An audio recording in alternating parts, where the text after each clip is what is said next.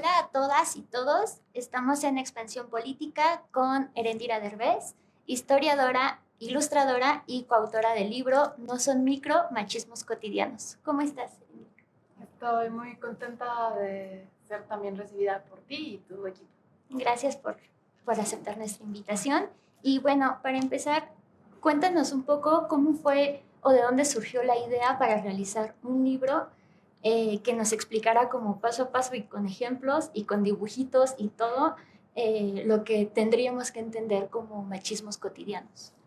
Pues el libro en parte me encantaría decir que fue mi idea, pero no. El libro fue una petición de los editores que me contactaron y me dijeron, ¿quieres echarte un libro, escribir un libro de micromachismos? Así me lo plantearon, e ilustrarlo. Y pues para mí fue una gran sorpresa porque nunca nadie me había ofrecido escribir un libro, siempre me ofrecían ilustrar, porque tengo mi estudio que se llama Plumbago y hacemos ilustración para proyectos editoriales, pero escribir el libro fue como un reto muy bonito. Me contaron que primero me buscaron como ilustradora, pero luego se dieron cuenta que yo escribía y porque he publicado en distintos medios y que me animaba, y yo les dije que con muchísimo gusto, pero que lo quería coescribir por dos razones. Una es porque estaba empezando en ese momento la maestría y decía, o hago tesis o hago libro. Al final sí puedo hacer las dos. Yo creo que eso es algo bueno, como contar que somos muy capaces todas de hacer muchas cosas. Y la otra fue porque de alguna forma yo estoy súper agradecida con mis maestras que me han enseñado tanto y me han formado, no sé, mi formación de verdad le debo muchísimo a mujeres súper comprometidas en la docencia, y una de ellas es Claudia. Entonces, en ese momento, Claudia era mi maestra otra vez, ya había sido mi maestra en la licenciatura, y llegué y le dije, oye, Claudia, ¿te gustaría entrarle a este proyecto? Ella ni siquiera le había contado bien la editorial ni nada, o sea, solo le dije este proyecto, no le dije de qué editorial, porque pues sí es bastante grande, Grijalbo y Random, y me dijo que sí, y empezamos a hacer un anteproyecto. Al editorial le gustó el perfil de Claudia, y ya, salió el anteproyecto, les latió, empezamos a escribirlo, y ya justo cuando lo escribíamos dijimos, chin, no se puede llamar micromachismos, o sea, esto ya sostiene algo muy grande. Si bien la palabra micromachismos fue muy útil en los 90 cuando Luis Bonino la acuñó, y es tiempo de hablar de machismos cotidianos, que es algo que coincide con otras mujeres que opinan lo mismo. Y las viñetas se fueron dando muy orgánicamente, era como, bueno, aquí entra, aquí no, también ponemos más, ponemos menos, y ya, salió. Y justo en este, o lo que podamos llegar a entender como micromachismos, ¿por qué en nuestra realidad actual ya no podemos entenderlo como micromachismos? ¿Y qué es lo que ahora conocemos como los machismos cotidianos? Pues el problema de micromachismos es justo el prefijo micro, que da a entender que no es tan importante, porque es chiquitito, porque es indetectable, pero realmente no porque sean invisibles, o sea, no porque no sean un feminicidio, un ojo morado, eh, algo que deja rastros en el cuerpo de una forma muy tangible, sí sostienen las violencias más grandes. Entonces, ahora estoy diciendo mucho este ejemplo porque este nivel de violencia es brutal. O sea, el hecho de que asesinaran de la forma tan abrupta, tan violenta, tan terrible a Ingrid Escamilla, que su cuerpo haya sido víctima no solamente del tipo de asesinato del que fue víctima, sino además después que en su muerte su memoria ni siquiera sea respetada, ni el duelo de sus familiares, y exhiban su cadáver como si fuera cualquier cosa. Lo que hace es recordarnos, uno, que somos vulnerables, y dos, que no importa, porque normalizan este tipo de violencias. Y entonces la revictimización es súper grave. Y lo mencionamos en el libro, y dicen, bueno, son unas exageradas, ¿qué será? Una portadita. O sea, sale de repente los directores, curiosamente hombres, de algún medio de comunicación, dicen, bueno, son unas exageradas, estamos dando la noticia, y no estamos exagerando, lo que están haciendo es normalizar violencias aún más grandes. No estamos diciendo que están siendo culpables de un feminicidio ni de tortura sexual, no, pero estamos diciendo que las están normalizando y las están banalizando, y eso me parece pues gravísimo, y por eso justamente no son micro, son cotidianos, pero sostienen algo enorme. Una disculpa, tuvimos una falla técnica, pero vamos a retomar la conversación en lo que, bueno, nos estabas contando de estos machismos que encontramos desde la infancia o estas imposiciones de los colores, de los juegos y cómo muchas veces se nos juzga, ¿no? Si no cumplimos esos estándares. Claro, lo de los colores es que va mucho más allá de los colores. Uno, es importante saber desde la historia, por ejemplo, que eso no existe, que cada sociedad ha tenido distintos colores y que nosotros no usamos el rosa toda la vida. Y la otra es que lo de los colores tiene que ver con nuestras aspiraciones, va más allá de la muñeca rosa, sino es la muñeca porque las niñas tienen que aprender a hacer trabajos de cuidado, por ejemplo, y tienen que ser dulces y estar en el espacio de lo doméstico, de lo privado. No pueden salir a jugar con un balón de fútbol porque están siendo, te voy a decir lo que me decían de chiquita, porque yo jugaba con los niños, era marimacha, era machorra, era marica, y entonces tú creces sintiéndote menos, o sintiéndote que algo está mal contigo, cuando lo único que estás haciendo es aprovechando tu cuerpo y disfrutando tu cuerpo y incluso formando tu cuerpo, porque el ejercicio es súper sano para el cuerpo. Y en cambio los hombres sí les permiten, por ejemplo, gozar del espacio público, como las canchas, los parques, pero aparte, que eso es muy importante cuando estamos hablando de urbanismo, pero bueno, ya será otro tema, pero también les dicen que ellos sí pueden jugar, sí pueden expresarse con su cuerpo, sí tienen derecho a ser rudos, a ser competitivos, a ser...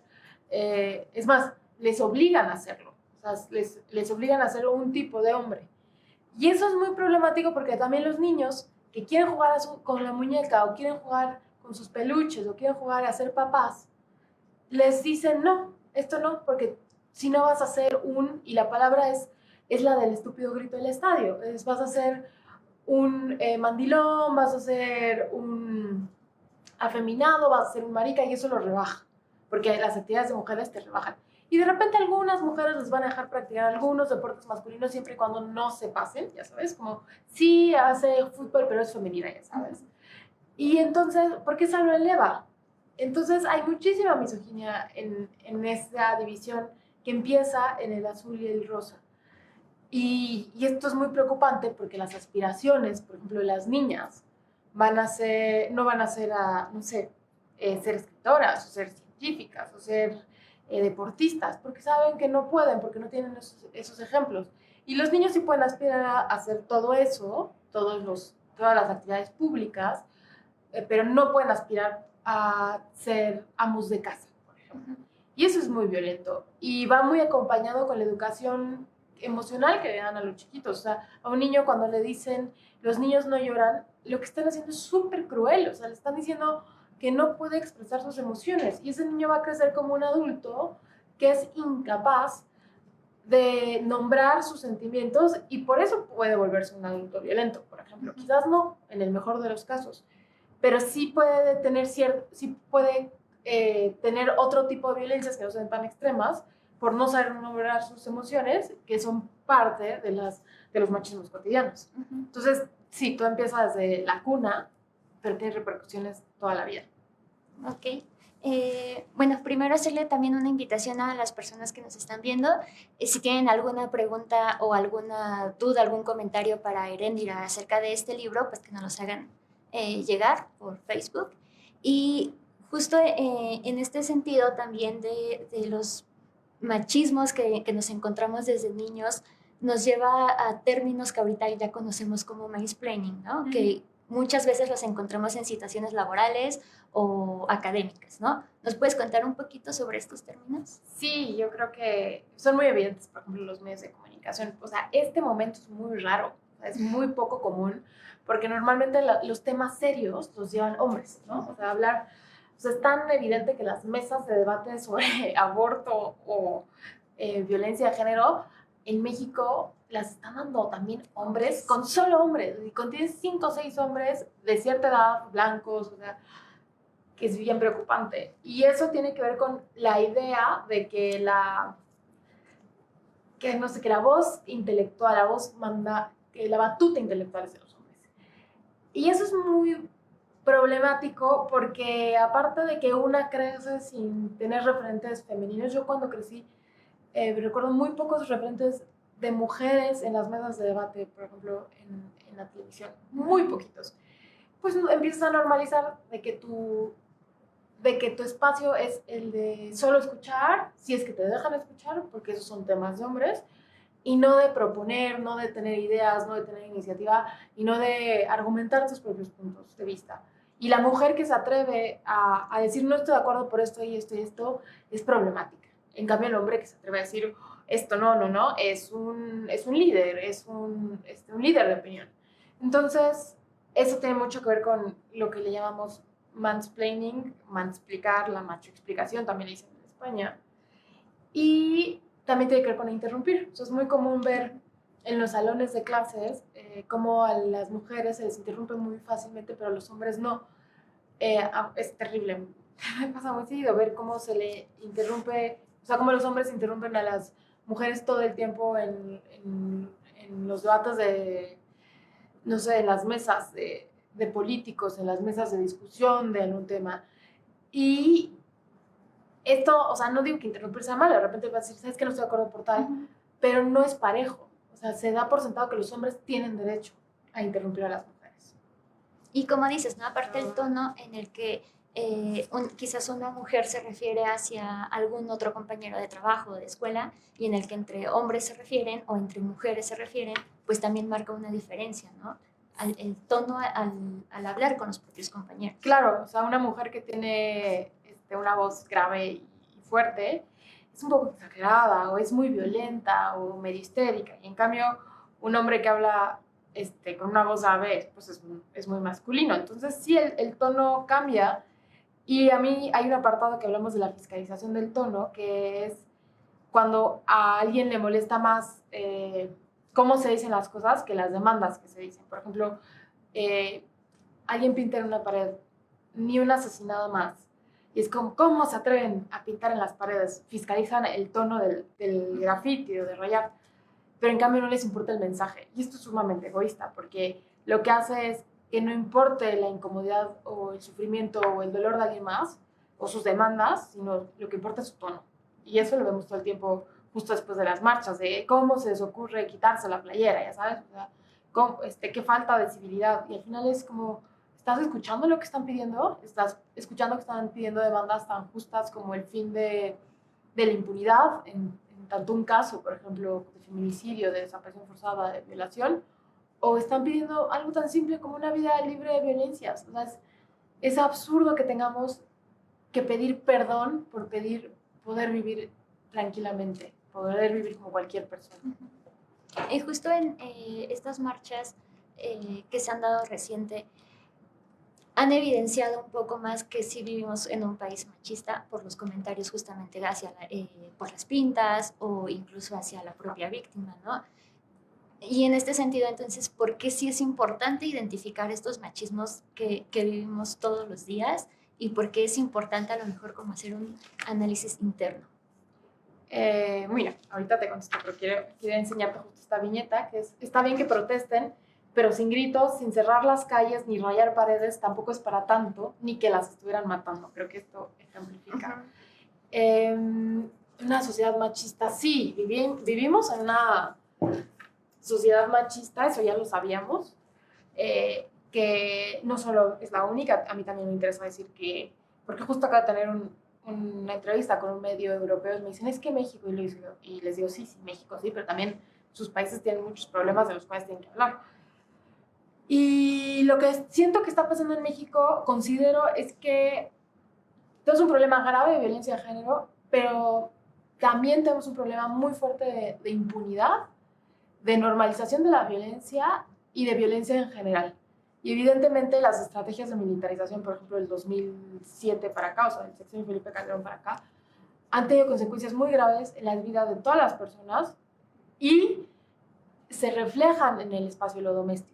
O sea, han incrementado. Hay un informe muy importante que hizo Data Cívica de cómo mueren las mujeres en México y sí hay una correlación con el surgimiento de la militarización como estrategia. Entonces, yo creo que en México lo que estamos enfrentando es una crisis de seguridad, una crisis política, en tanto que no, de repente no sabemos, o sea, los gobiernos del pasado y el actual no sabe, de repente parecía que no sabe cómo enfrentar la situación.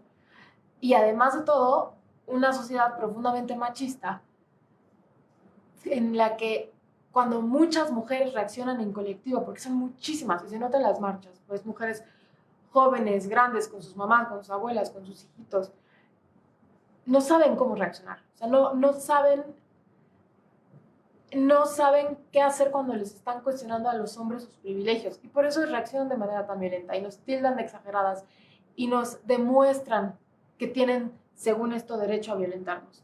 Y eso me parece muy preocupante porque, aparte de que es un riesgo real, o sea, ahora que están amenazando con violentar a las mujeres con ácido, que eso es gravísimo, o sea, no es para menos, también lo que están demostrando es que no les importamos.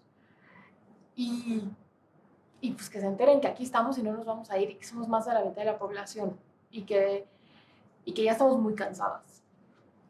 Otro tema también importante que tocan en el libro es como al momento en el que un hombre quiere entrarle al tema del feminismo, al tema del género, pero te piden como que los instruyes prácticamente, ¿no? No es tampoco como que ellos busquen a lo mejor sus propios recursos. Eso es porque no quieren entrarles, eso es porque quieren ser condescendientes y dejar que les expliques, que ya es tremendo, porque los hombres te explican todo. O sea, ellos saben, obviamente, evidentemente no todos, que también hay un apartado sobre no todos los hombres, pero la seguridad con la cual los hombres crecen, que hay un ensayo muy bonito de Rebecca Solnit que se llama Los hombres me explican cosas, es tremenda. Entonces ellos quieren que te ponen a explicar de todo, pero feminismo, como les da flojera, pues ya tú me explicas, ¿no? O sea, y tú encárgate, tú hazme la tarea. Y las mujeres no estamos para educarlos. O sea, hay muchísima información. Más ahora que tenemos un celular que se conecta a Wikipedia. Que por cierto, amo Wikipedia, pero... o sea, tenemos libros de divulgación, ¿no? Eligen el que quieran. Si les gusta nuestro libro, yo muy agradecida y muy contenta. Pero me parece súper responsable este tono condescendiente de ahora tú explícame, cuando pues no es mi labor explicarte. Si quieres tener un diálogo conmigo informado, si tienes dudas reales, yo con muchísimo gusto platico contigo. Ojo, entiendo que hay mujeres que ya no quieren platicar con varones y tienden a hacer espacios separatistas y lo veo muy bien. O sea, cada quien decide qué estrategias tomar, que pueda hacer o que se sienta cómoda o de acuerdo a sus vivencias. Yo sí creo, en mi experiencia, me gusta hablar con varones, pero no con todos los varones. O sea, yo no estoy ni para hacer, o sea, por ejemplo, me insultan, yo silencio a todo el mundo que me insulta. Pero de repente si llega una persona joven, por ejemplo, más joven que yo, me pregunta con curiosidad, yo con muchísimo gusto puedo platicar con esa persona, pero no le voy a hacer la tarea. Y pues, eso pasa también de repente con tíos, papás, etcétera, que es como, sí te voy a explicar esto, pero es tu responsabilidad educarte. Ok, y también en este sentido y en un contexto en el que las mujeres estamos llamando a un paro y estamos exigiendo que paren todos los tipos de violencia, y hay muchos hombres que también se están subiendo como a este llamado, ¿no? De alguna manera, incluso calificándose de feministas. Entonces, ya con todo lo que tú has estudiado y lo que has investigado, ¿consideras que un hombre puede ser feminista? Yo personalmente creo que no. O sea, yo creo que un hombre a lo mucho puede ser aliado, pero no es su espacio. Un hombre tiene que estudiar feminismos, un hombre tiene que estudiar, replantearse la forma en la que ejerce su masculinidad. Pero no puede ser feminista, o sea, no es su lucha. Y era algo que me enojaba mucho cuando Trudeau decía es que yo soy feminista, y era como, no. Y bueno, y luego hablamos de las mineras en México, canadienses, pero bueno, es otro tema.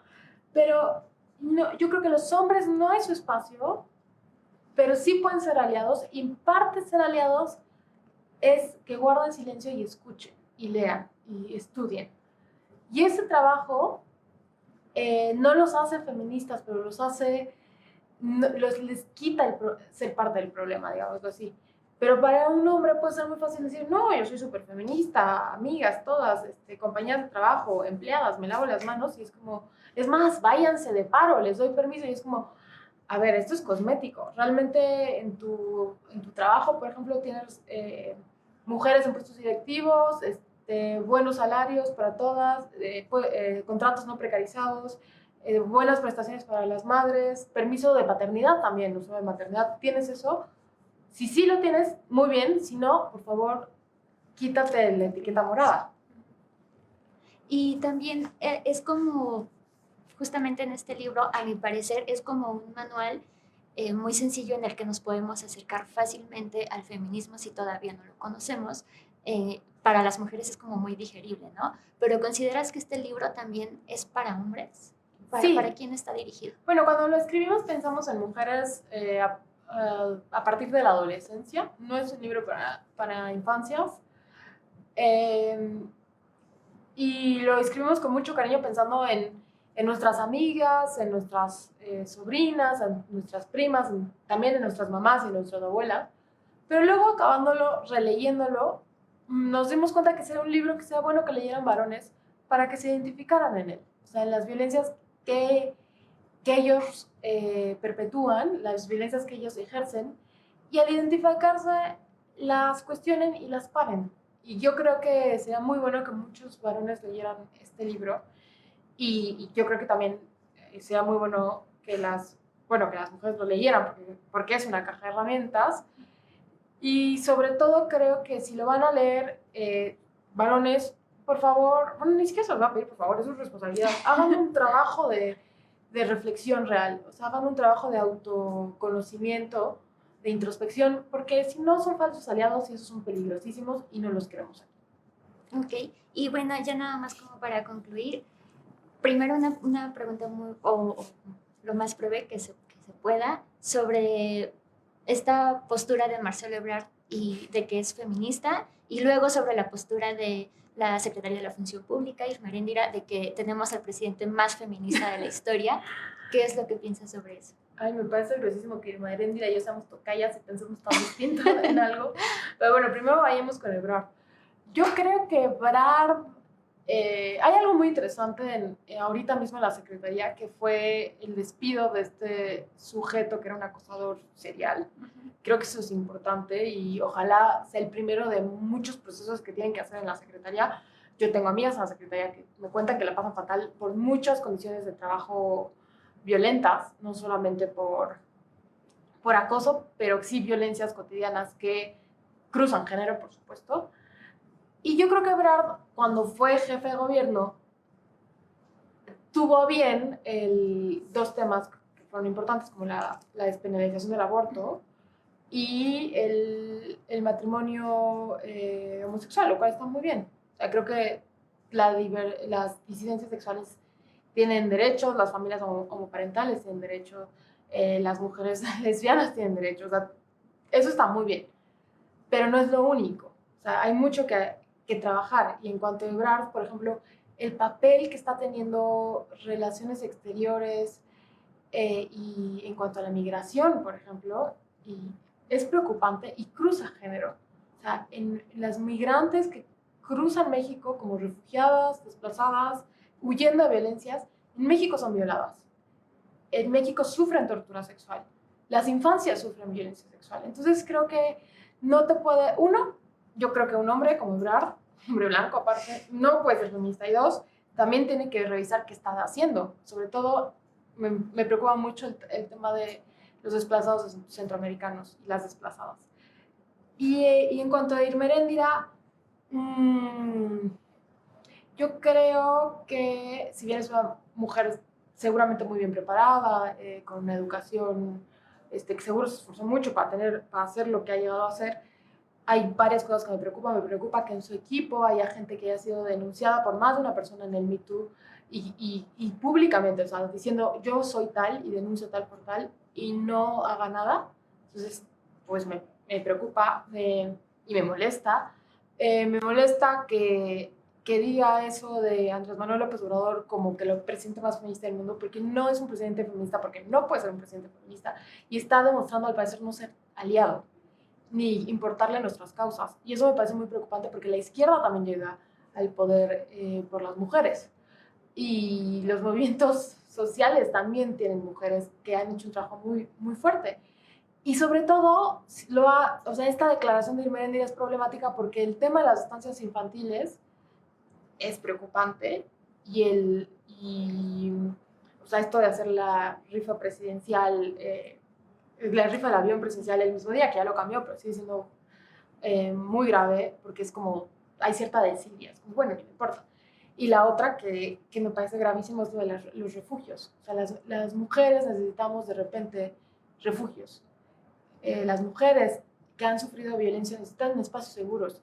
Entonces, si dice una cosa pero hace otra, es muy molesto y obviamente el tono de las manifestaciones va a ser todavía más molesto. Por un lado, hay cosas buenas, o sea, yo sí creo que es importante que Olga Sánchez Cordero salga y diga hay que legalizar el aborto en todo el país, o que el equipo de Encinas ofrezca disculpas públicas por el caso, por ejemplo, de Lesbi. Eso está muy bien, pero no es lo único. Y si nos quedamos en lo simbólico, no vamos a llegar a ningún lado. Y yo creo que el estado del país ya no da para... O sea, bueno, siempre llevamos diciendo eso toda la vida, pero ya no damos para más. O sea, no podemos estar aguantando violencia tras violencia y desidia y esta retórica de que las mujeres son desestabilizadoras en contra del gobierno, que aparte es absurda porque las mujeres se llevamos saliendo a la calle muchos años, desde antes de este gobierno, y este gobierno también está aquí porque ha salido a la calle. Entonces, eso me parece bien importante. Claro.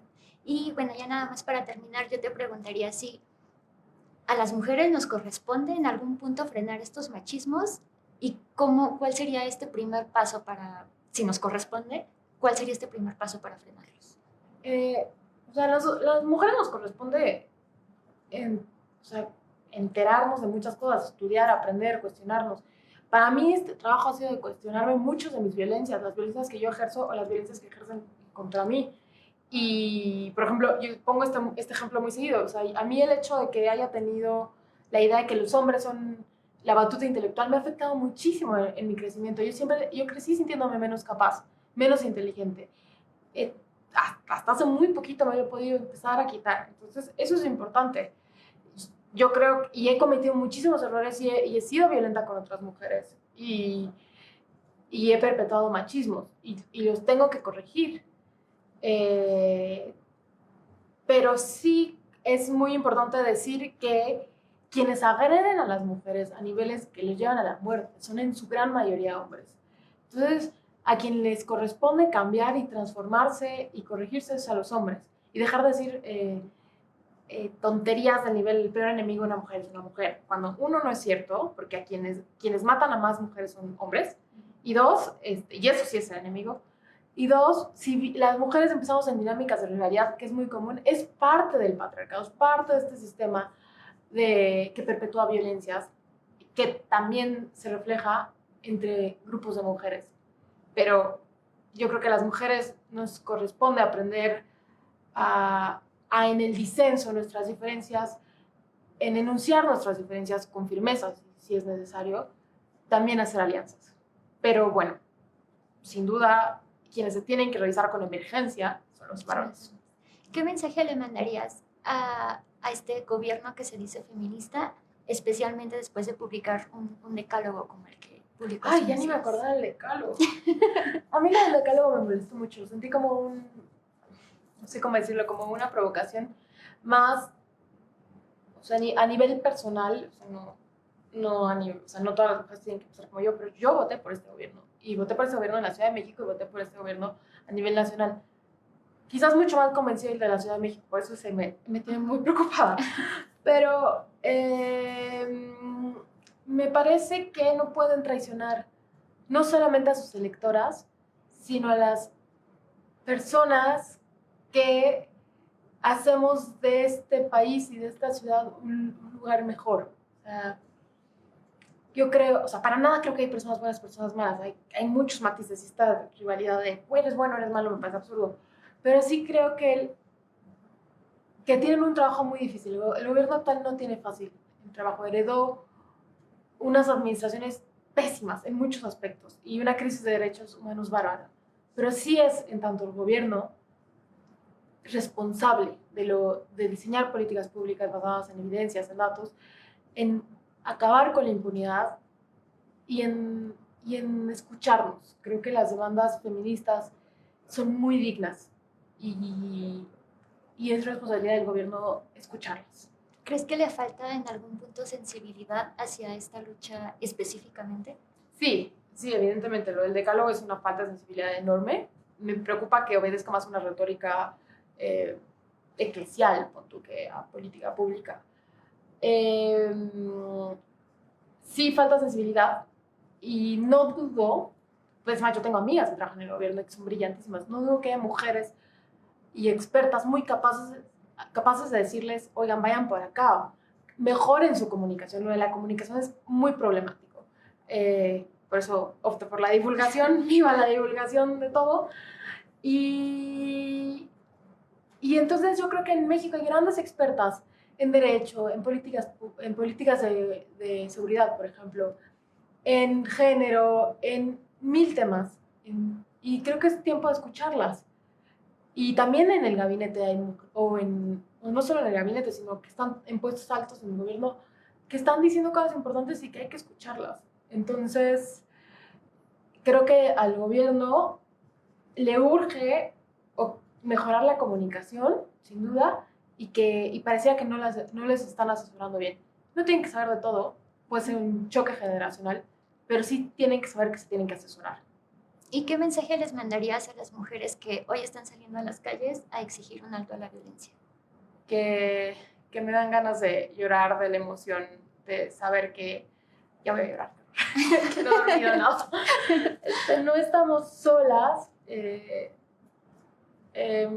y en esa alianza y en ese cariño y en esa rabia hay un terreno muy fértil sororal y en el que yo creo que puede haber un gran cambio.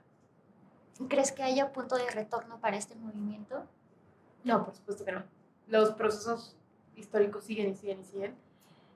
Y yo creo que aunque haya mucho odio en muchos sectores de la población, también hay muchos cambios de mentalidad. Y esos son bien importantes.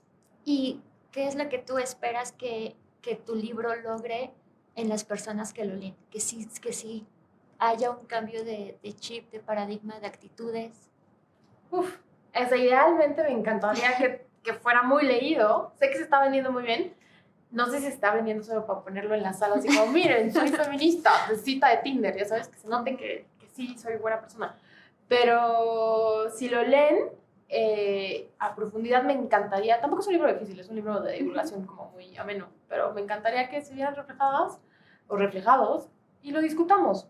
O sea, seguramente va a haber gente que no está de acuerdo con muchos puntos y creo que la discusión es bien importante y me encantará que haya, o sea, me encantaría que tenga repercusiones como lo leí y me gustó por tal. Algo de lo cual estoy muy agradecida. De hecho, la parte de atrás es la contraportada de hizo Lidia Cacho, pero fue algo como maravilloso porque yo no conocía a Lidia, la había visto una vez en un evento, una celebración. Y me la presentaron y yo así como me decía, como, oh, sí, hola, ya sabes. Eso me ha pasado un par de veces.